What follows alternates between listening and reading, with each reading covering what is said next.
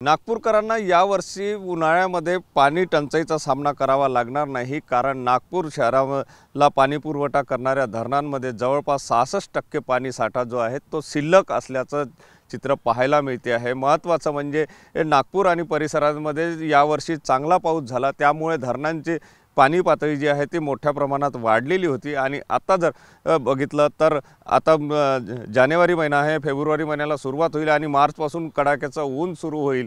त्या काळामध्ये पाणी साठा जो आहे त्याचं प्रमाण पाण्याचा वापर जास्त असतो, त्यामुळे पाणी टंचाई येण्याची शक्यता असते। मात्र यावर्षी राज्यातील इतर धरणाच्या तुलनेमध्ये जर बघितलं तर नागपूर शहराला पाणी पुरवठा करणाऱ्या धरणांमध्ये 66% साठा असल्याने नागपूरकरांना यावर्षी पाण्याची जे टंचाई आहे त्याचा सामना करावा लागणार नाही। मात्र पाणी काळजीपूर्वक वापरण्याची खऱ्या अर्थाने गरज आहे।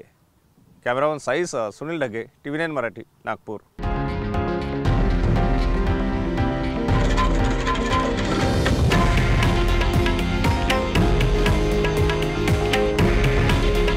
हे आहे देशातील नंबर 1 न्यूज नेटवर्क आणि आपण पाहत आहात TV9 मराठी। काळजी तुमची, हित महाराष्ट्राचं।